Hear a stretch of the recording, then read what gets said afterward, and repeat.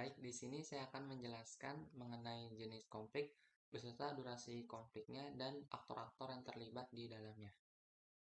Pertama, mengenai jenis konflik, kelompok kami memilih konflik pertambangan yang bertempatan di Kendeng, Jawa Tengah. Mengapa lokasi konfliknya ada di Kendeng, Jawa Tengah? Karena dalam hal ini terdapat pabrik semen yang menimbulkan konflik pertambangan di sana ya, yang mulai dari tahun 2014 saat peletakan batu pertama kali pabrik semen didirikan ya oleh suatu perusahaan yang hingga saat ini konflik di Kendeng sana masih belum selesai. Hal ini dikarenakan belum mencapainya kesepakatan antara berbagai aktor di dalamnya. Adapun mengenai aktor-aktor yang terlibat dalam konflik ini tentunya yang pertama adalah masyarakat itu sendiri yang tidak menerima atau menolak pembangunan semen atau pabrik semen yang diwakilkan oleh jaringan masyarakat peduli lingkungan dan para petani kendeng. Salah satunya adalah Kartini Kendeng. Kemudian aktor lainnya dalam konflik ini adalah pemerintah yang diwakilkan oleh Gubernur Jawa Tengah yakni Ganjar Pranowo yang berperan ya sebagai pemerintah dalam mengizinkan operasional pabrik semen di Kendeng, Jawa Tengah. Selain itu ada juga dari aktor swasta yakni PT Semen Indonesia sebagai kontraktor yang melakukan penambangan semen di Kendeng, Jawa Tengah tersebut.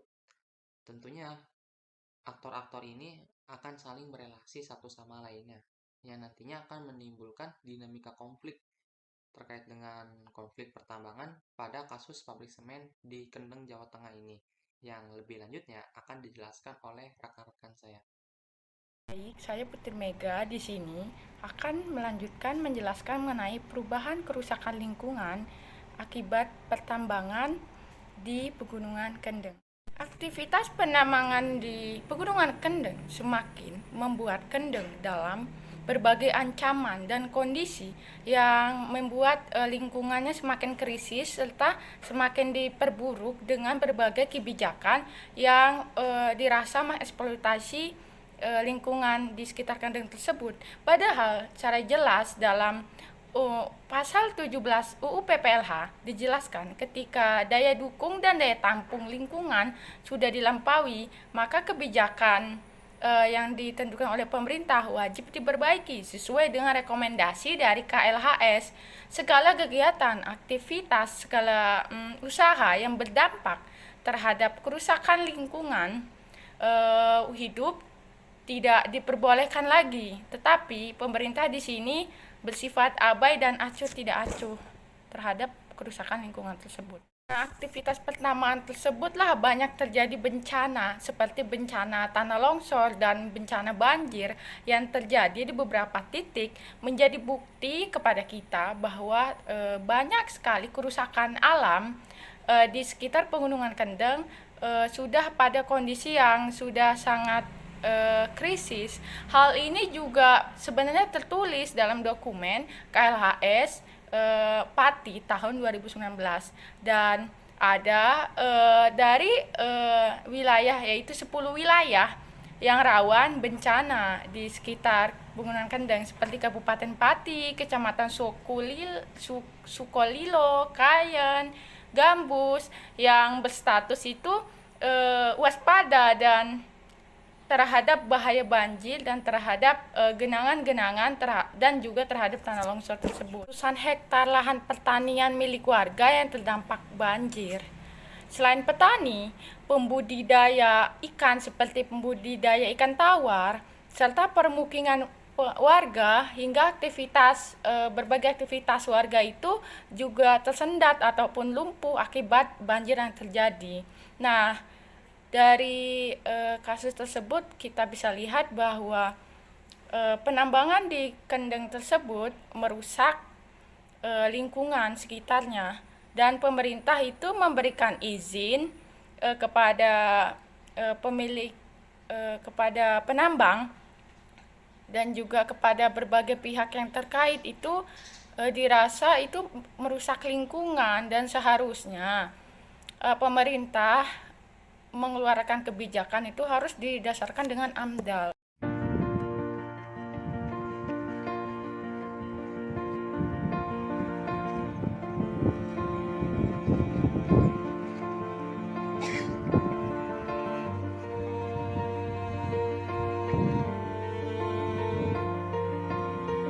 Jangan bikin kedangan apa ini? Kedangan mobil ini di sampai ketatap yang kedangan mobil ini.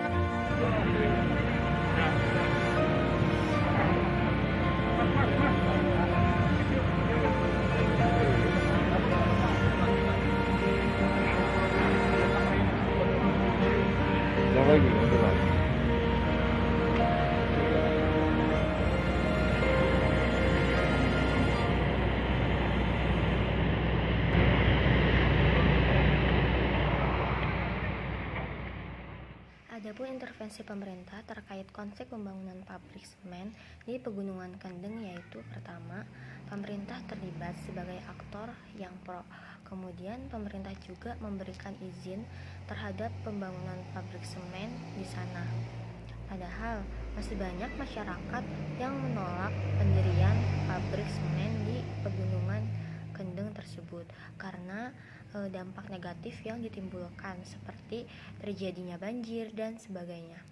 Pemerintah sendiri memberikan izin terhadap pembangunan pabrik semen di sana dengan alasan agar bisa memperbaiki kehidupan ekonomi masyarakat sekitarnya dengan berjualan, membangun tempat makan, membuat sewa penginapan, dan usaha-usaha lainnya. Nah, pemanfaatan tanah kars Pegunungan Kendeng sebagai bahan baku semen diharapkan bisa memberikan lapangan pekerjaan kepada penduduk sekitar, sehingga dampak positif daripada pembangunan daerah bisa terwujud. Namun terdapat pemikiran negatif dari beberapa aspek pokok masyarakat yang perlu diperhatikan, yaitu secara politik, masyarakat kontra masih menagih janji kepada gubernur untuk melakukan survei bersama mengenai hasil AMDAL. Yang kedua, secara ekonomi, masyarakat menghadapi ketidakpastian akan perubahan pola pekerjaan baru setelah pendirian pabrik semen. Yang ketiga, secara sosial budaya, masyarakat yang menyadari akan adanya perubahan merasakan kekhawatiran yang tinggi ketika pembangunan pabrik semen dapat mempengaruhi sistem sosial budaya di lingkup masyarakat. Nah, maka dari itu perlu dilakukan moratorium izin pertambangan di Pegunungan Kendeng karena kondisi pegunungan saat ini dinilai sudah melampaui daya dukung dan daya tampung lingkungan. Apabila terjadi kondisi seperti itu, maka kebijakan wajib diperbaiki sesuai dengan rekomendasi KLHS atau Kajian Lingkungan Hidup Strategis. Bentuk resolusi konflik yang dilakukan pada konflik pertambangan semen di kawasan Pegunungan Kendeng dilakukan dengan melakukan dua proses. Yang pertama adalah proses administrasi dan juga proses pengadilan. Pada proses administrasi, masyarakat berpegang teguh kepada Undang-Undang Nomor 5 Tahun 1986 Pasal 48 Ayat 1, di mana perwakilan warga menuliskan surat keberatan dan menyampaikannya dengan menemui Gubernur Jawa Tengah yaitu Ganjar Pranowo secara langsung. Resolusi konflik juga dilalui pada proses pengadilan. Adapun alur penggugatan ini adalah dimulai dengan melakukan penggugatan melalui PT UN Semarang, lalu banding di PT UN Surabaya, dan kasasi pada Mahkamah Agung, hingga upaya hukum luar biasa melalui peninjauan kembali pada Mahkamah Agung. Pada proses hukum di PT UN Semarang dan PT UN Surabaya, warga mengalami kekalahan dikarenakan gugatan dianggap sudah kadaluarsa yang melebihi tenggat waktu yang sudah ditentukan. Sementara pada pengajuan peninjauan kembali kepada Mahkamah Agung, masyarakat memperoleh keberhasilan, di mana putusan MK meminta agar Gubernur Jawa Tengah yaitu Ganjar Pranowo untuk mencabut izin lingkungan nomor 660.1/17 tahun 2012. Namun, alih-alih mencabut izin lingkungan yang sudah ditentukan, Gubernur Jawa Tengah justru mengeluarkan izin lingkungan yang baru. Dalam menyikapi hal tersebut, masyarakat melakukan protes dengan melakukan long march, dan barulah izin lingkungan dicabut melalui putusan nomor 660.1/14 tahun 2017. Namun, selang 1 bulan kemudian, Gubernur kembali mengeluarkan izin lingkungan dengan memberikan izin lingkungan kepada PT Semen Indonesia. Dari masalah ini, dapat kami sarankan bahwa pemerintah harus dapat melibatkan partisipasi masyarakat di dalam setiap pelaksanaan dan perencanaan pembangunan. Karena ini adalah hal yang amat penting, di mana warga dapat merasakan manfaat dari pembangunan yang dilaksanakan, serta dengan adanya partisipasi masyarakat akan meminimalisir terjadinya konflik. Adapun saran untuk alternatif konflik, pemerintah diharuskan untuk melakukan negosiasi.